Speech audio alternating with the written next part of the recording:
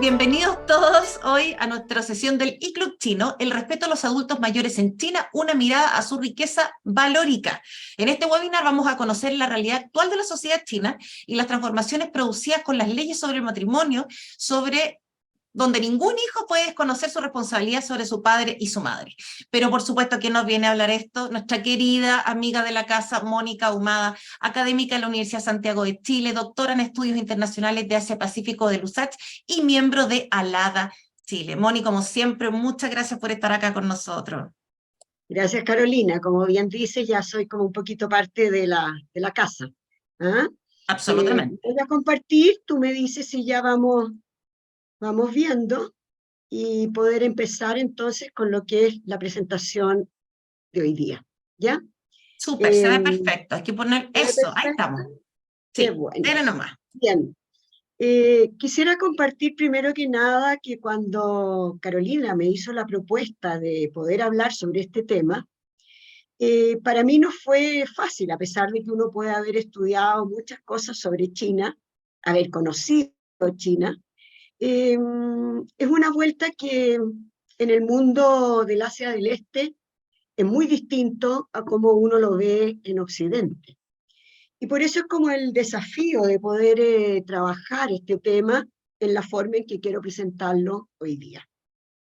Los temas que quiero abordar, primero que nada, son los principios confucianos y el respeto más allá de un concepto de jerarquía, que es algo bien importante, que lo voy a trabajar. Un segundo aspecto que quiero trabajar es la familia china tradicional, sus ancestros, el padre, la madre. Un tercer punto, y ya entrando en lo que es el siglo XXI, es la ley de protección de los derechos y los intereses de los adultos mayores. Otro punto que yo creo que es muy relevante poder mirar hoy día es en qué está la sociedad china. Bien sabemos lo que ocurre a nivel mundial con una población bastante significativa en distintos países, con un envejecimiento de la población, y lo que implica entonces, por un lado, como política de Estado, y por otro lado, también lo que implica a partir de lo que son los núcleos familiares. Y en último lugar, quiero hablar un caso que a mí me impactó mucho, que es Ginny, y ya tendremos oportunidad de conocer más. Bien, quise compartir estas fotos que nos hablan un poco de lo que es China hoy día.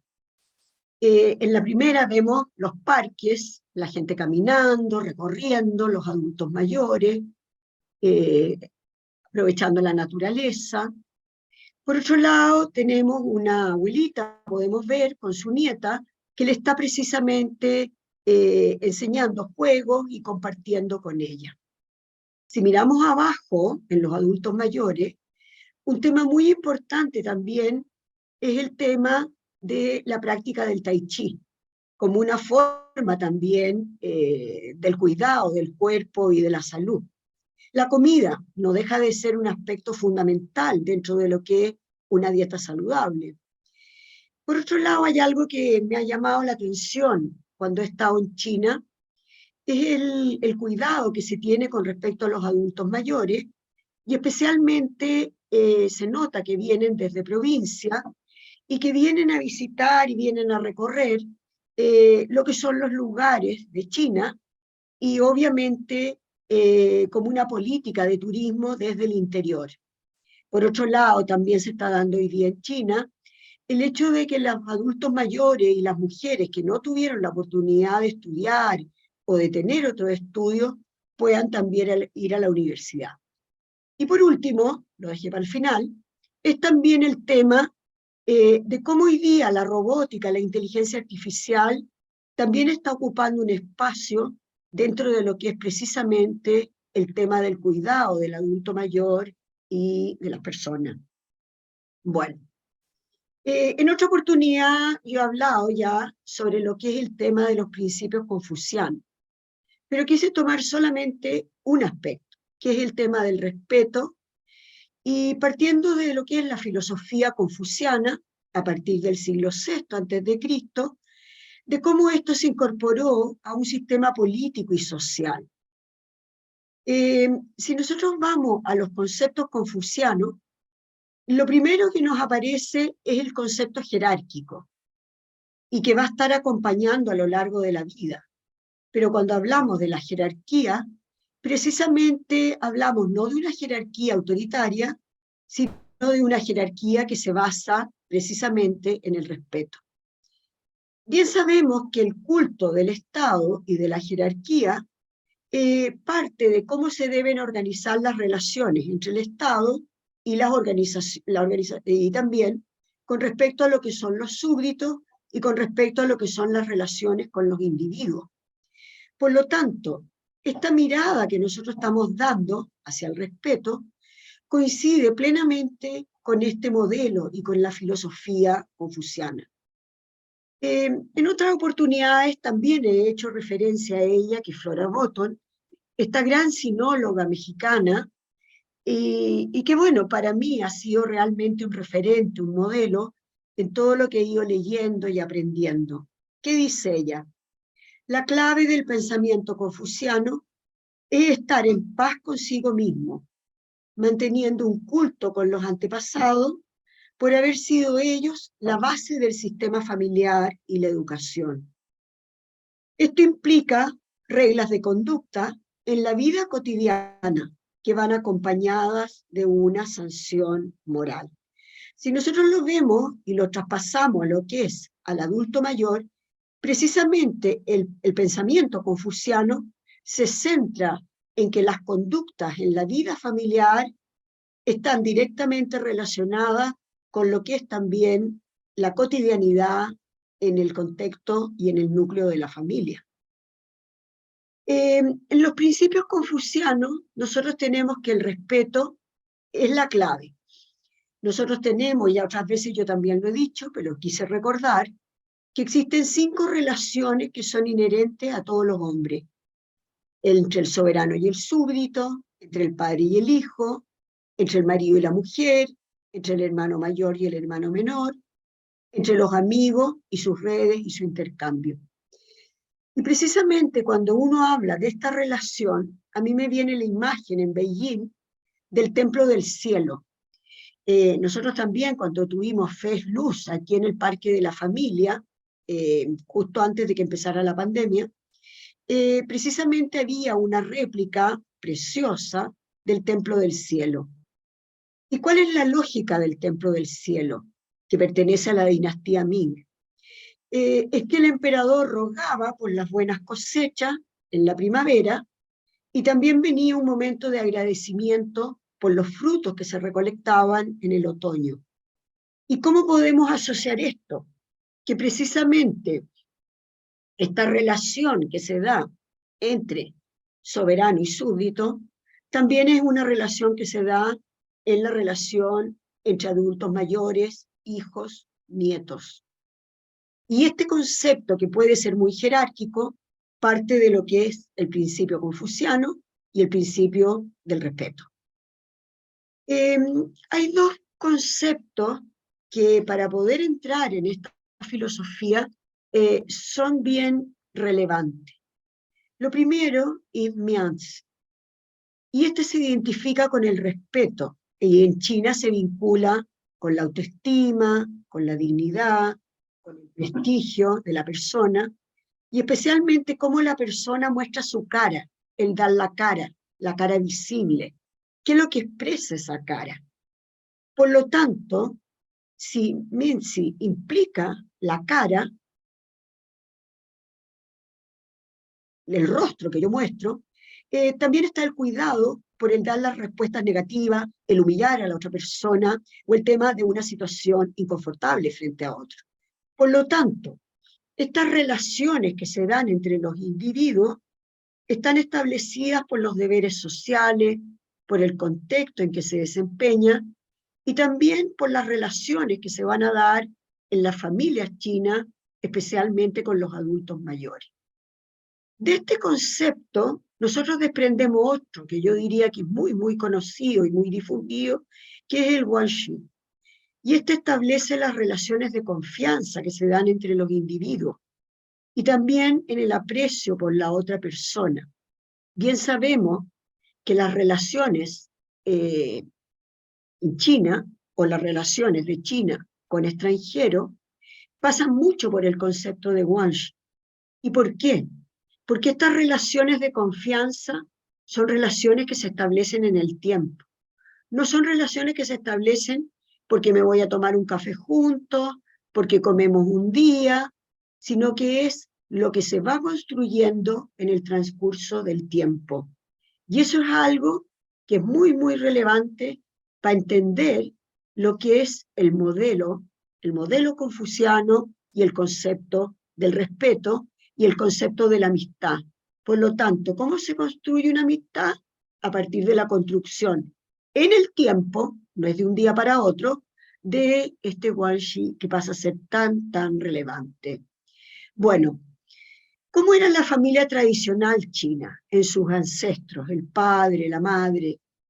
Primero que nada, y ya lo dije anteriormente en el punto anterior, las mujeres tenían una condición de sumisión, una condición de obediencia, y esta condición estaba presente a lo largo de toda la vida, y se debían cumplir con los patrones que estaban establecidos dentro del entorno familiar. Por supuesto que los valores deseables eran el respeto, y era algo incondicional entre el marido y la mujer, entre el padre y el hijo, y en las relaciones que yo marcaba anteriormente. En esta familia tradicional china, pensemos en el siglo XVIII, siglo XIX, mayoritariamente eran familias campesinas, con una condición agraria, con numerosos hijos, y la mayoría de ellas vivían en condiciones de extrema pobreza. Pero esto no quita de que estas relaciones se daban exactamente en la misma línea. Acá tenemos las imágenes. Fíjense esta imagen de arriba que uno está viendo una familia china con 4 o 5 hijos, cosa que en el día de hoy vamos a ver que cambió totalmente. Acá también tenemos. Por lo tanto, los niños eran parte de lo que era este traspaso de hijos, padres, abuelos, a los ancestros y a lo que era la cultura de cada uno. El matrimonio siempre fue una institución deseable, y lo podemos decir así en el contexto de la familia china. ¿Y por qué? Porque el matrimonio era lo que permitía proteger a los hijos, a las hijas, y esto era lo que le daba la proyección en el tiempo, impidiendo que una familia se dividiera o impidiendo que sus integrantes quedaran dispersos. Por lo tanto, en estos valores morales, el respeto, la armonía, la sumisión, la piedad filial, que esta relación padre-hijo, debía estar siempre en sintonía dentro de esta estructura jerárquica. Por lo tanto, esta relación que nosotros la tenemos a nivel del Estado, también es lo mismo que se daba a nivel del núcleo familiar. Pero que se fijen en estas fotos que quise poner como hito, porque precisamente hablan de una condición familiar que es muy distinta a lo que podemos encontrar hoy día en una familia china, con su vestimenta tradicional. Pensemos que la etnia mayoritaria es la etnia Han, y bueno, en ese contexto nosotros tenemos que entenderlo.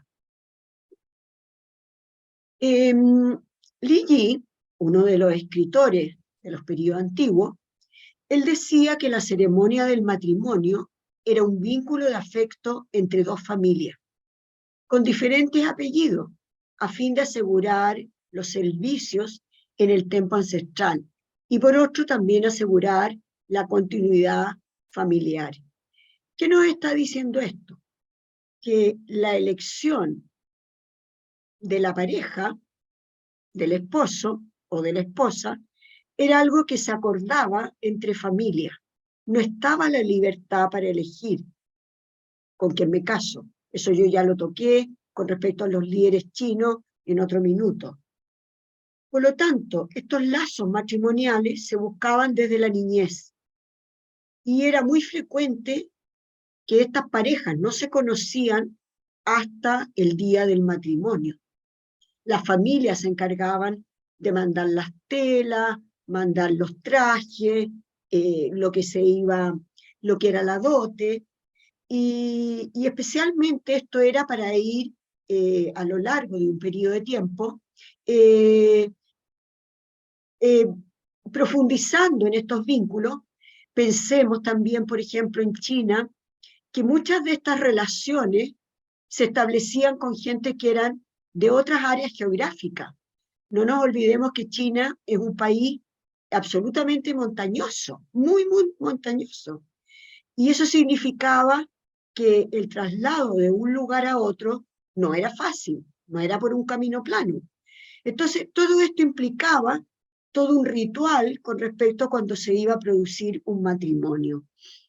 Ahora, también hay que decirlo, que esto mucho ocurría en los matrimonios que tenían mayores recursos, más ricos, con una mayor fortuna, pero en el caso de estas dotes o de este intercambio, en las familias que eran más pobres, esto se establecía a través también de el regalo, del envío de sacos de arroz. Recordemos que el producto básico en China es el arroz.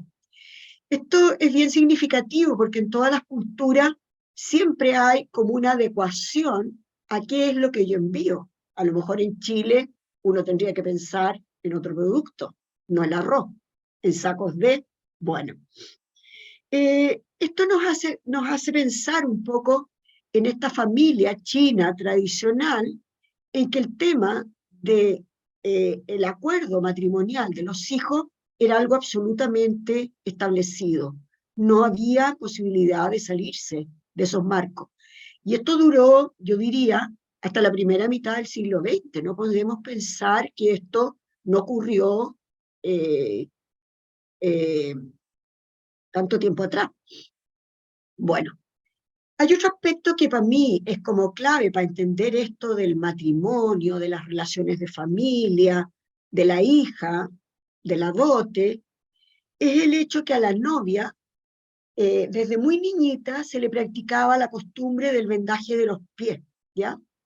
Es bien desgarrador cuando uno lo lee, porque muchas de las niñitas, para poderle dar la forma del pie de loto, ustedes lo están viendo ahí, estamos hablando de un calzado muy chiquitito, hablemos de 30, 32, ¿ya?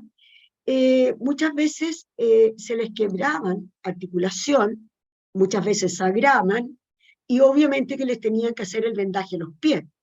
Y esto significaba que esta niñita, esta joven, muchas veces las dejaban en las partes más alejadas, en las piezas más alejadas, para que ellas estuvieran tranquilas y obviamente que no podían caminar. Esta costumbre fue absolutamente erradicada a partir de la proclamación de la República Popular China con Mao, o sea, se vio como una costumbre que marginaba absolutamente lo que era la vida de la mujer. Y bueno, en ese contexto que yo estoy hablando de la época imperial, se pensaba que estos pies de loto eran muy atractivos para los futuros esposos. Y mientras más chico era el pie, quizás eran mejores sus posibilidades de casarse. Este vendaje de los pies, obviamente que les impedía, como decía yo, caminar, pero tenemos que pensar que quién era la que se preocupaba de esto, quién llevaba como la cultura, el ancestro de cómo se debía hacer. Eran precisamente las abuelas, los adultos mayores. Ellas eran las que sabían hacer estas prácticas y lo iban traspasando de generación en generación. Hay otra cosa que también uno lo tiene que pensar en el sentido de las mujeres, las abuelas, es el hecho de esta costumbre que existía en China de la escritura femenina y que es el nushu, ¿ya? Esta escritura se fue traspasando de generación en generación, hoy día ya se ha perdido. ¿Y en qué consistía? En que precisamente en los abanicos, que era lo que podían mandar hacia otra región, se mandaba escritura escondida, ahí yo puse los abanicos abiertos, se mandaba esta escritura escondida donde se podían mandar pequeños mensajes. Es algo que es bien impresionante. Hay un libro que a mí me llamó mucho la atención que se llama El abanico de seda y que precisamente relata esta costumbre en que las mujeres podían traspasar sus penas, sus dolores, sus alegrías a otras personas, pero sin que se supiera lo que estaban viviendo. Porque en este caso el sufrimiento es visto como parte de algo necesario en lo que es la vida de esa joven, de esa niña, de esa mujer que se va a casar. ¿Estamos? Y así también, por ejemplo, cuando iban a tener cuando quedaban embarazadas, ya casadas, tenían que volver a la casa de sus padres. Y de ahí pasaban un tiempo en que las cuidaban hasta que posteriormente ellas regresaban a la familia del marido.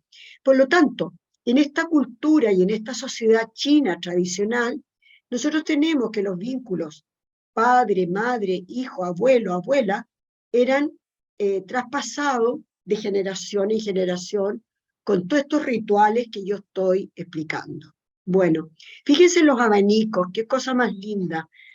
Con Carolina el año pasado, con tanto calor, recuerdo que estuvimos un día y estábamos con los abanicos cuando hicimos la celebración de fin de año. Bueno, quise tomar algo de la literatura. ¿Quién no conoce a Moyán, el Premio Nobel 2012? Y precisamente Moyán hace referencia también a lo que es la familia tradicional china en algunos de estos libros, Grandes Pechos, Amplias Caderas, El Sorgo Rojo, y bueno, muchos otros. Y también en el libro de Cine Salvaje, que yo diría que a mí, de lo que he leído, es el que más me impresionó, donde se describen precisamente estas costumbres, estos arraigos de la familia tradicional china, y estas costumbres que se iban traspasando de generación en generación. La abuela se lo pasaba a la hija, la nieta, y bueno, ya en otras oportunidades les he dicho, el tratar de entender la cultura china desde la literatura.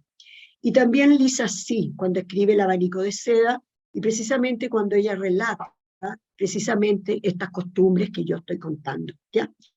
Por supuesto que los escritores chinos podríamos nombrar muchos más, pero quise hacer referencia a cómo ellos, de alguna manera, también caen en esto de la familia tradicional china, sus ancestros, y cómo lo vive cada uno de ellos.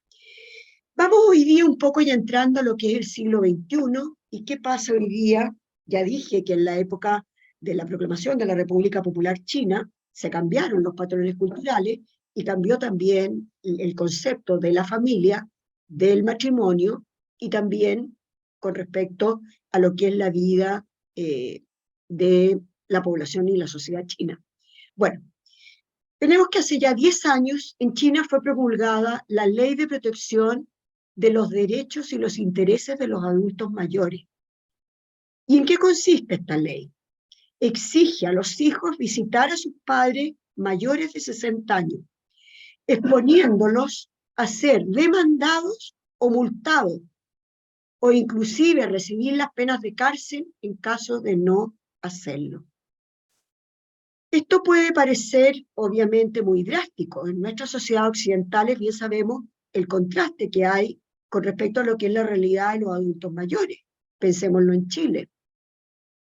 Yo recuerdo, estando en China, en 2 oportunidades con académicos chinos, haberme compartido, conversando de cosas, por supuesto que de la universidad, de las investigaciones, pero también haberme compartido de la responsabilidad que sentía por el cuidado de sus padres.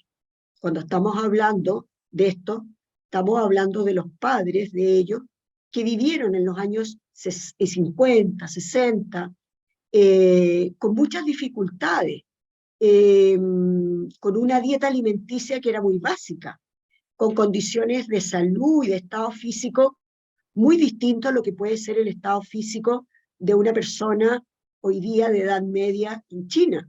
Entonces, obviamente que el sufrimiento de ellos es distinto y la realidad de ellos era distinto.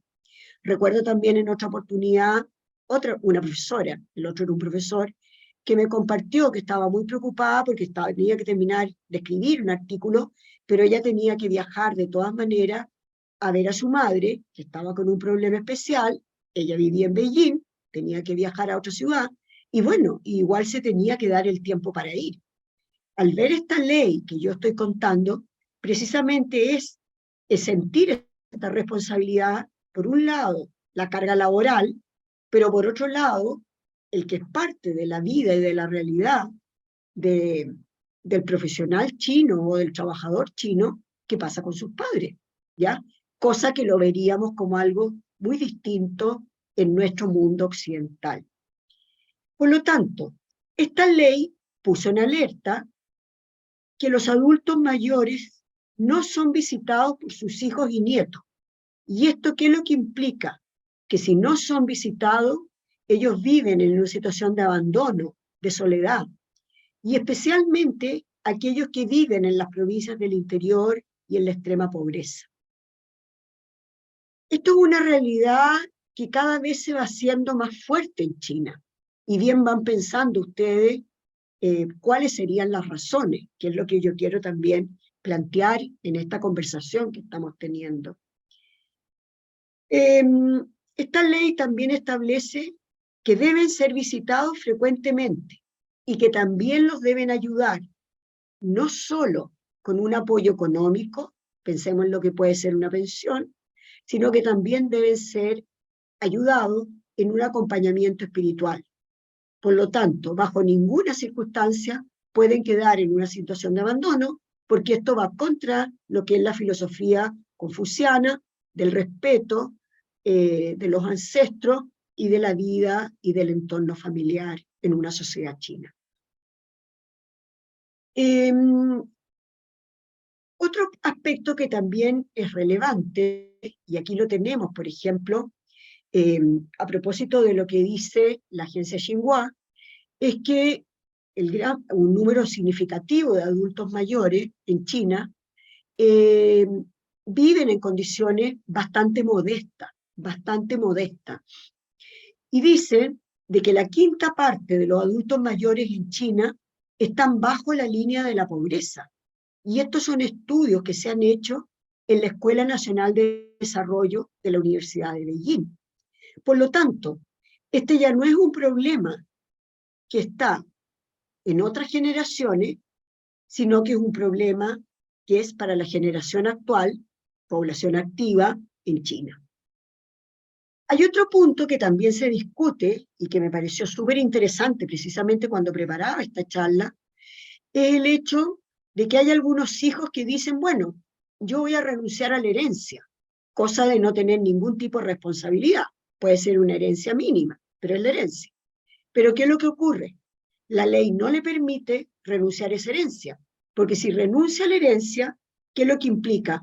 Que está evadiendo la responsabilidad de cuidar a sus padres.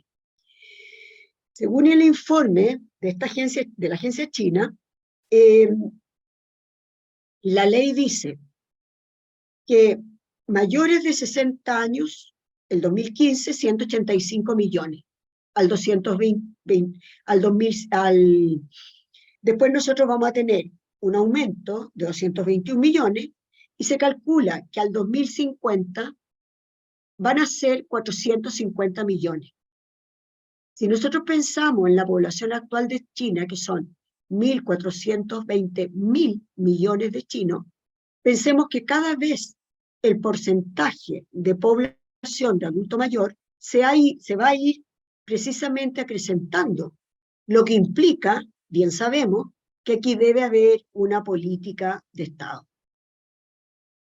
En esta protección de los derechos y los intereses de los adultos mayores, hay algo que a mí me llamó la atención. Me acuerdo que la primera vez que fui a China, bueno, la primera vez que fui a China fue en 2013, ¿ya? No me alcancé mucho a dar cuenta, pero en las veces siguientes que fui, me llamaba mucho la atención esta idea de la celebración del Año Nuevo chino y que implicaba un despliegue muy grande de la población hacia distintos lugares. Nosotros, por supuesto, que en Chile también tenemos que cada vez se va celebrando más el Año Nuevo chino. Pero una cosa es todo lo que acompaña la danza del dragón, los faroles, las luces, pero otra cosa muy importante es que es el momento en que la familia se reúne, ¿ya? Una semana, más de eso se alarga el periodo, 2 semanas, en que la población se mueve de un lugar a otro, desde las costas, desde el interior, para precisamente reunirse y encontrarse con la familia, porque precisamente en el año por las exigencias laborales en China, muchas veces eso no se da. Y así tenemos grandes desplazamientos desde Beijing, Shanghai, Tianjin y distintas ciudades. Y ese fue uno de los problemas en plena pandemia, porque la población china no pudo desplazarse a ver a su familia y hacia el interior. Dentro de estas celebraciones, algo muy importante son los regalos. ¿Qué le llevo al abuelo? ¿Qué le llevo a los adultos mayores? ¿Con qué nos vamos a encontrar? Y precisamente ahí tenemos que uno de los regalos más importantes es llevar fruta, ¿ya? Fruta. Y dentro de la fruta, aquí entramos nosotros como chilenos, la cereza. ¿Y por qué la cereza? Porque precisamente las cerezas son redondas, recordemos el concepto del yin-yang, la esfera, lo circular, y por otro lado, las cerezas también son rojas. ¿Se fijan? Entonces, todo esto de alguna manera converge en lo que es la celebración del Año Nuevo Chino, con estas cajas de cereza o de otros frutos, que es como el máximo del regalo que yo puedo hacerle a un adulto mayor. Y aquí entramos en algo que en China hoy día, ya hace un par de años se dio, es el giro de esta política del hijo único. ¿Por qué? Porque China se dio cuenta precisamente de que hay un envejecimiento importante de la población. Y este envejecimiento de la población no es casual. ¿Por qué? Porque si nosotros pensamos de que desde los años 80, perdón, si bien digo, desde los 80, cuando viene primero el periodo de Xiaoping, en que se hace la ley del matrimonio, y posterior, se establece la política del hijo único. Pero, ¿qué es lo que ocurre? Que esta política ha llevado a una disminución de la población china como población activa. Entonces, acá ¿qué tenemos? Que precisamente el número de personas mayores al 2019 eran de un 12,9%, y se calcula que al 2025, lo podemos ver en el gráfico inferior, este va a llegar al 14%. Aquí tenemos un 13%. Miren aquí cómo se ve claramente cómo esto va creciendo. Y si llegamos al 2050, tenemos que la proyección que se hace es de un 27,9%. Por lo tanto, aquí lo dice claramente, las edades de la población van envejeciendo. Y en el gráfico superior, nosotros estamos viendo claramente que la tasa de crecimiento es de un 0,1% anual. Entonces, ¿qué es lo que nos están diciendo estas cifras? Que precisamente aquí hay un problema que de aquí a 20, 30 años va a ser un problema gravísimo. Actualmente, el número, la esperanza de vida de una persona en China son 82,3 años. Entonces, esto nos está dando cuenta de esta realidad y que la quise poner precisamente en un gráfico para dejarlo mucho más claro. Si ustedes se fijan, esta pirámide es una pirámide regresiva, ¿ya? Y obviamente que estamos viendo que la base, el grupo etario de 0 a 4 años y de 5 a 9 años, está muy restringido, veamos el último año, ¿ya? Al 2021. Entonces, ¿qué es lo que ocurre? Aquí necesariamente la pirámide habla por sí sola. Y si miramos acá el aumento de la población, el aumento en porcentaje, miremos aquí el azul, 0 a 14 años, miren cómo va bajando, ¿ya? Si miramos de 15 a 64, población activa, cómo se va con una baja, con un declive, y por otro lado, el color amarillo nos está claramente demostrando cómo se va disparando y acercando a esto que hablábamos en el gráfico anterior, una población de un 27% más o menos, de acuerdo a lo que son las estadísticas actuales, al 2050. Si uno lo mira en función de lo que es el promedio de dependencia, el cálculo está hecho de que 2,3 personas en edad de trabajar deben cuidar a un adulto. Entonces, ¿de qué estamos hablando? en que precisamente la sociedad china hoy día se da cuenta de que debe disponer de un gran número de cuidadores para satisfacer lo que son las demandas. Pero yo ya muchas veces en esta y en otras charlas hemos conversado de las diferencias que existen entre las provincias costeras y las provincias del interior, más allá de las políticas de Estado que se den, pero es una realidad. Bueno, eh, tenemos entonces que estas políticas de Estado plantean de que un cuidador debe estar a cargo de 4 residentes, pero esto obviamente implica que estos cuidadores estén dispuestos a realizar este trabajo.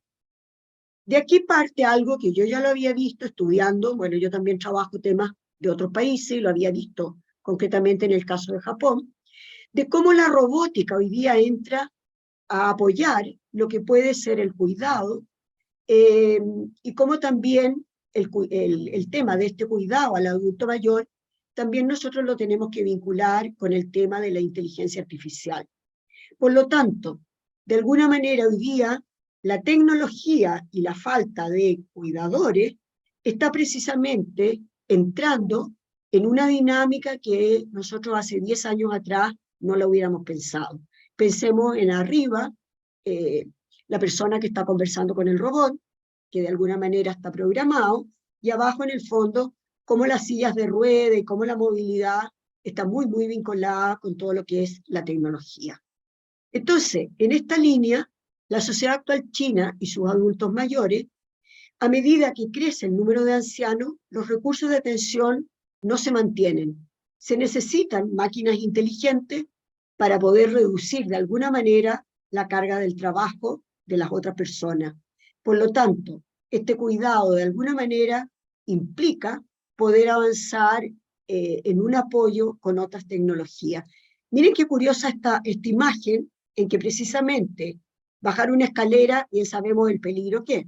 Entonces, ¿cómo yo hago para que baje la escalera, pero sin contar con el apoyo de otra persona y a través precisamente de esto? Nosotros lo tenemos precisamente acá en algunas estaciones. Bueno, entonces, los desafíos de la tecnología, ¿por dónde van? Primero que nada, el robot de compañía. Me tocó ver años atrás, en una exposición en el GAM, una obra de teatro, Sayonara, en que precisamente era un robot que conversaba con un abuelito. Le contaba los cuentos, le hablaba, le cantaba canciones. ¿Y por qué era eso? Para conectarlo con lo que había sido su infancia.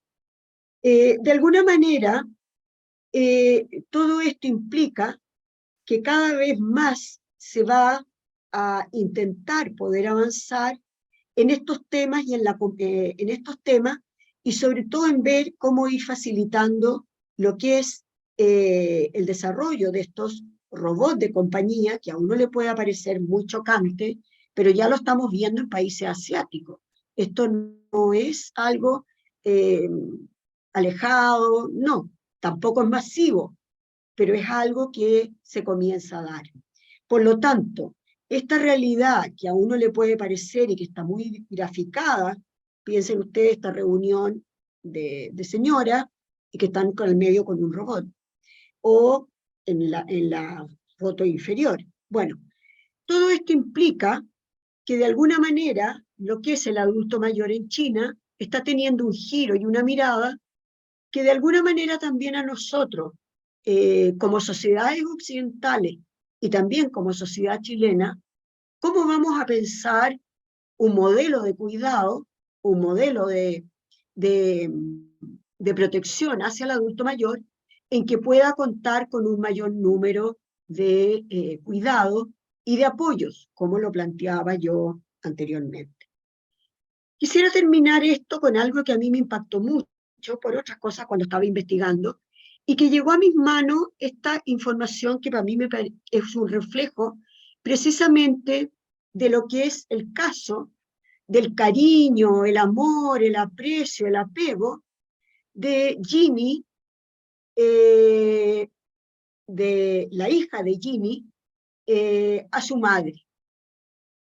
Relato un poco. Para mí, cuando llegó a mis manos, llegó en chino, pero bueno, le agradezco mucho a Nan, ella estaba antes acá, y ella me contó un poco esto, y me pareció muy, muy significativo. ¿Quién es Ginny? Ginny era la mujer del primer embajador que tuvo Chile, Linh Ping, entre los años 1971 y febrero del 73, cuando ellos dejan Chile, perdón.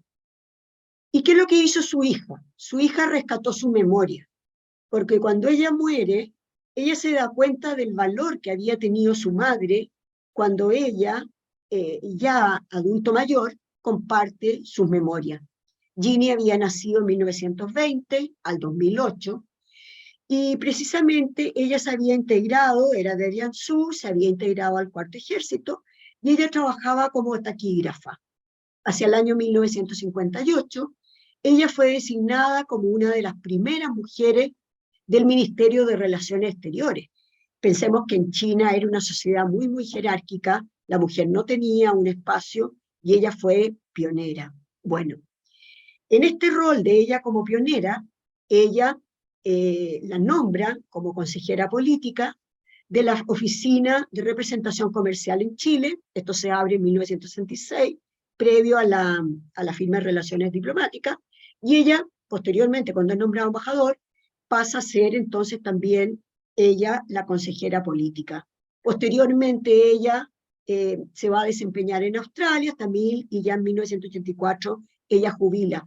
Pero fíjense ustedes, su hija quedó tan impactada con lo que había hecho su madre en un periodo que era muy complicado, en que realmente se estaba recién formando la nueva China, como su madre fue capaz de asumirlo, formada dentro de lo que era una cultura, como lo explicaba yo al inicio de lo que estábamos conversando. Y ella lucha entonces, por un lado, tiene el impacto de ella querer prestar un servicio a lo que era la nueva China, pero por otro lado también pensando en lo que eran sus dos hijas. Ella dice, la hija dice, en el relato de sus padres cuando llegan a Chile: hace 50 años cruzaron el océano para abrir un nuevo campo diplomático en América del Sur. En el entorno relativamente difícil, superaron muchas dificultades, trabajaron mucho, cumplieron con su misión, fortalecieron los intercambios amistosos entre China y Chile y se establecieron formalmente las relaciones diplomáticas. Esto fue 15 de diciembre de 1970. Sigue su hija contando: recomiendo a los lectores las memorias escritas por mi madre, la camarada Ginny. Me conmovió la dedicación desinteresada de esa generación anterior, adultos mayores, de diplomáticos al trabajo por la nueva China. Ahí lo tenemos en la casa, la embajada estaba en Pedro Valdivia, y bueno, ahí tenemos a ellos dos en ese periodo de los años 60. Sigue relatando. Escribe ella Ginny: al partir, relata ella, la consejera política, al partir fuimos despedidos por el comandante Su Yu, líder de la Segunda Guerra Mundial, y su esposa, diciéndonos que tuviéramos mucho cuidado cuando trabajáramos, ya que ustedes dos tienen un largo camino por recorrer. Dice ella: aceptar la nueva misión de lo público a lo privado no puede decirse que sea sin dificultades. ¿Quién cuidará de nuestras dos hijas en el futuro? Ellos no iban a venir con sus hijas, estaba todo por hacerse. La hija menor tiene 10 años y está en la escuela primaria. La hija mayor está en la secundaria, tiene 18 años. Estas dos joyitas nunca nos han dejado, siempre han estado con nosotros. Es más, el ambiente internacional en ese momento era muy tenso y la situación política de América Latina era muy inestable. Cuando estábamos en un país extranjero, nuestras vidas podían correr peligro en cualquier momento. Y entonces ella, sería largo que lo comentara más, pero ella deja a sus hijas por un tiempo hasta que finalmente puedan reunirse nuevamente. Ahí lo tenemos en una ceremonia en la embajada, ahí tenemos al que fue Guillermo del Pedregal, bueno, y otras autoridades chilenas en ese momento. Quise cerrar esto con estas fotos emblemáticas, precisamente esta, aquí está Ginny, una foto oficial, vemos prácticamente puros hombres, y Ginny ahí una más. Ya la mujer de Lin Ping, y acá tenemos a Lin Ping. Por lo tanto, tenemos que pensar en la figura de él como embajador y en la figura de ella como consejera política. Ahí lo dice. Los recursos eran tan pocos que nosotros teníamos que hacer todo. Consejera política, las cosas de la casa, hacer las compras, todo, porque no habían recursos para poder tener apoyo. Bueno, acá una foto de ellos, seguro en una conmemoración importante. Y aquí precisamente hay algo que a mí me impactó mucho cuando lo leí, es precisamente cuando ellos recorren el sur y les toca ver lo que todavía quedaba del impacto del terremoto de Valdivia. Ellos recorren los sectores agrarios de Chile, llegan hasta Valdivia, el sur, y lo increíble es que cuando ellos recién llegaron, era el terremoto del 71 en Santiago. Entonces, ellos estaban absolutamente consternados porque decían, pero ¿qué es lo que pasa? No sabían lo que era un terremoto, se les cortó la luz. Y bueno, en Chile todos sabemos lo que es un terremoto, pero ellos venían llegando. Creo que este homenaje que hace la hija de Ginny, creo que de alguna manera relata de una manera muy vivencial lo que es este vínculo de la familia nuclear china entre padres, hijos y abuelos. Por último, para cerrar, ¿qué podemos decir? El respeto es un valor que se traspasa en la sociedad china. Y precisamente las raíces de esto las encontramos en la filosofía confuciana. Ahí vemos la imagen de Confucio, y ahí esta imagen me gusta mucho porque es precisamente el clásico sombrero de la mujer, del campesino chino, en los cultivos del arroz.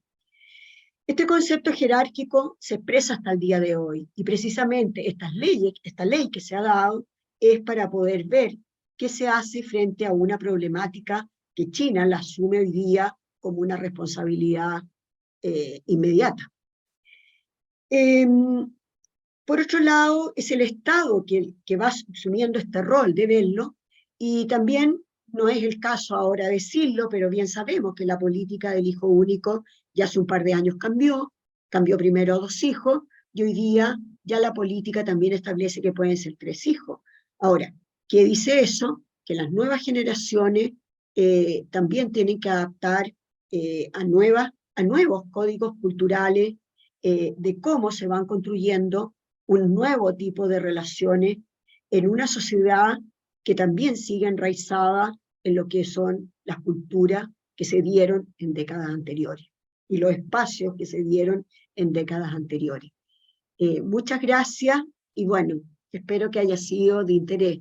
Carolina, no sé, las preguntas, cómo lo hemos visto, y bueno, tú me vas contando. Voy a dejar de Absolutamente. compartir. Tenemos preguntas. Mónica, lo mismo que te dije cuando conversamos de esta sesión antes, a mí este es un tema y una sesión que me emociona mucho. Encuentro yo primero agradecerte el trabajo que hiciste, que rescataste cosas desde puntos de vista tan distintos, y me emociona el foco de cómo de verdad ellos valoran la experiencia, la sabiduría, y pasa a ser algo de verdad venerable. Encuentro que nos falta tanto, nos falta tanto. Así Sí. es que agradecerte mucho, de verdad. Mm, sí, emociona mucho, Carolina, cuando lo preparé y todo, ver un poco qué son las sociedades actuales. O sea, mientras más desarrollado un país, más problemáticas se producen. Y los conflictos son mucho mayores para poderlos enfrentar. ¿Dónde están los recursos para políticas de Estado? Esto que yo hablaba, o sea, estas proyecciones, o sea, de alguna manera son temas que hoy día cada vez son más emergentes. Exactamente. Mira, aquí Victoria es una pregunta súper buena. ¿Qué pasaría si el adulto mayor no tiene hijos? ¿A quién le corresponde visitarlo y hacerse cargo de sus gastos? En esos casos, puede ser un sobrino, un pariente lejano, un pariente cercano, ¿estamos? En esa misma línea, por ejemplo, está un tema, no lo toqué, pero es un tema que es bien, cuando uno estudia la ley del matrimonio en China, es bien complicado, por ejemplo, cuando un funcionario chino, o alguien que hace comercio, viene aquí, que viene a a Valparaíso, viene a instalarse a San Antonio, que hay un número importante de población china que se ha ido incorporando por el número de visas, uno lo sabe, que se entregan, y precisamente muchos de ellos quedan, la familia queda allá, y viene el padre acá. Entonces, ahí hay una responsabilidad compartida de la madre, que se tiene que hacer cargo, y que también tiene que asumir la responsabilidad de lo que son los padres. Entonces, es como una responsabilidad compartida. Entonces, es complejo, porque también en alguna oportunidad me acuerdo haber leído de que, por ejemplo, ya una madre joven enviudó, joven entre comillas, enviudó, se quiso casar. Entonces, el hijo le dice, bueno, pero ahora yo no tengo responsabilidades sobre ti porque tú quisiste casarte. Estamos hablando de una persona a lo mejor de 60 años, enviudó. Claro. Entonces el hijo le dice, bueno, yo no tengo responsabilidades. Y entonces ahí está el tema legal, que difiere de lo que era la estructura anterior, porque esa realidad no era frecuente hoy día. Hoy día lo vemos también en Chile, muchas relaciones de pareja ya en adultos mayores, cosa que uno no Claro. lo veía antes. ¿Mm? Entonces, hay un tema legal ahí, Bueno, pero este, es eso, es esa la responsabilidad, cosa que si uno lo mira en la sociedad occidental, es un enfoque que es distinto. es cierto. Estas son las aristas que cubre la ley que tú decías, ¿no? La nueva ley del matrimonio, Exacto, para que no pasen estas cosas, digamos. exacto. Mira, Pero es un tema muy, muy relevante y yo creo que si uno lo mira, por ejemplo, en el nivel de envejecimiento de la población hoy día en Occidente, es exactamente lo mismo. O sea, cómo dar espacio, eh, cómo apoyar políticas de Estado, desde lo que son centros culturales, no sé, como realmente un tema de que no es un tema menor, como claro, ¿no? Y diríamos. abrir espacios por último, o Sí, sea, partir, abrir partir desde lo espacio. más claro, exactamente. Mira, aquí Graciela dice, me llama poderosamente la atención el robot como un cuidador, supongo que va asociado a un tema de poder económico. Exacto, exacto. O sea, pensemos que esto de tener robot, bueno, también pensemos que ese robot que está planteado ahí no es un robot para que yo lo tenga en mi casa, sino que es un robot que está dentro de un centro de salud, ¿ya? En algunos casos podría ser, pero uno lo podría pensar más bien en esta necesidad de otros cuidadores, y que estaría el robot cumpliendo un papel. Yo me acuerdo en este tema de los robots, me acuerdo perfectamente el 2019 llegando a China, no, cuando regresaba, en el aeropuerto había un enorme robot que uno, por supuesto, que se tenía que acercar, preguntarle para dónde, qué es lo que iba a hacer, y uno establecer una conversación. Entonces, para uno es muy impactante, porque uno, obviamente que sabe que está hablando con un robot, pero te contesta, ¿para dónde va? América del Sur. ¿A dónde? Chile. Y ya ahí, bueno, depende cómo esté programado el robot, qué es lo que te sigue contestando, porque si no ya se queda callado y no puede contestar. Bueno, hoy día con la inteligencia artificial lo podemos programar con muchas más cosas, ¿ya? Pero es un poco la lógica. Absolutamente. Aquí está preguntando también dónde se pueden leer las memorias de último caso que Ay, ese es un hablaste. tema, pues Carolina, ¿te acuerdas que el otro día lo conversábamos? A mí me encantaría y quiero verlo, a ver si se pueden traducir, ¿ya? Porque yo creo que es un texto tan, tan valioso, es muy emocionante. Nos habla de un periodo de Chile y ella escribe, yo no sé cómo se daba tiempo para la casa, para cocinar. Ella dice, por ejemplo, cuando eran las recepciones, o sea, pedían a algunos residentes chinos que le fueran a ayudar, no tenían cómo pagarle, no pensemos en personal auxiliar. Residentes chinos, entonces les iban a ayudar y dar grande, entonces para ella era agotador. Yo digo, ¿en qué minuto ella se dio el tiempo para poder ir llevando estos registros y en forma tan natural? Porque no es un informe, no es que yo escriba un telex o mando un oficio, como sería lo correcto desde una embajada, sino que este relato humano, pero también muy documentado.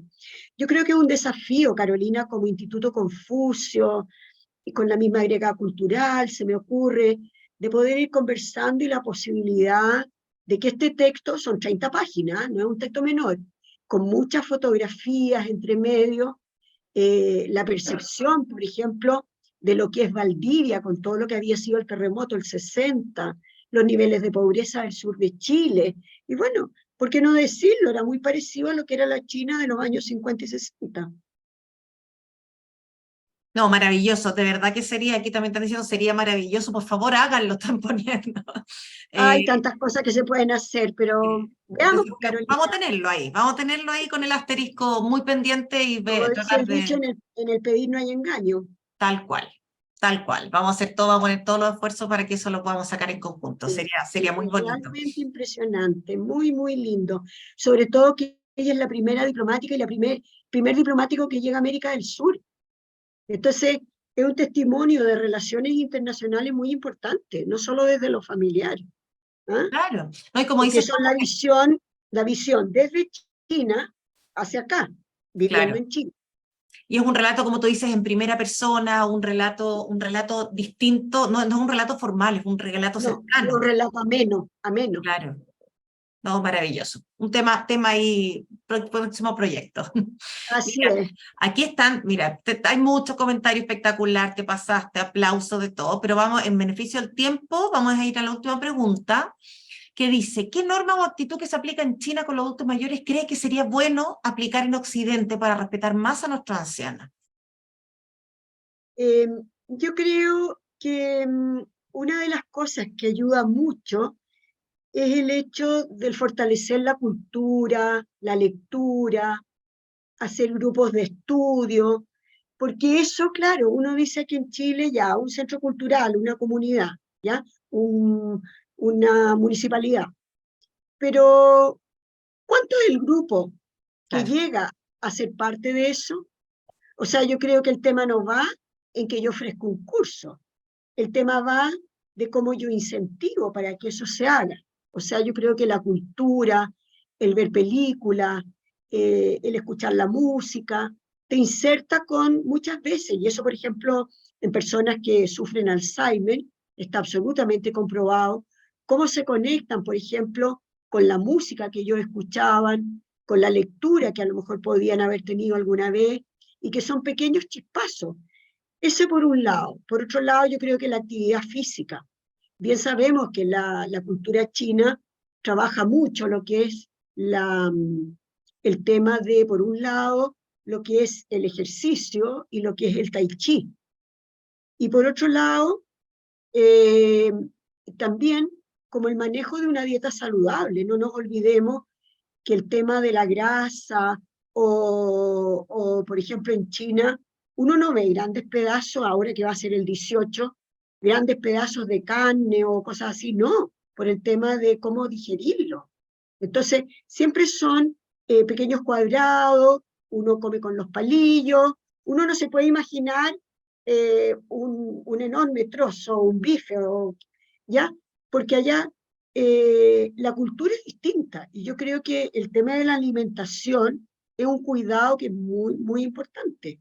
Por lo tanto, el tema de la mente, la cultura, qué veo, qué leo, qué comento, con quién me junto, grupo de común.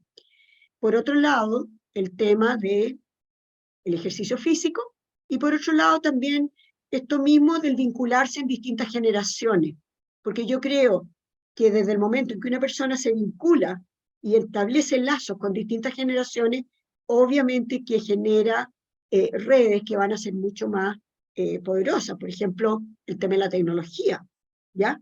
¿Cómo le enseño a comunicarse? ¿Cuántos adultos mayores, por ejemplo, en Chile, no manejan un WhatsApp? Uno dice, ¿todos manejan? No, no, un WhatsApp, ¿ya? Y mira qué cosa más linda, un WhatsApp le mando las fotos. No tiene ni siquiera para escribir, pero por último para que las pueda ver las fotos.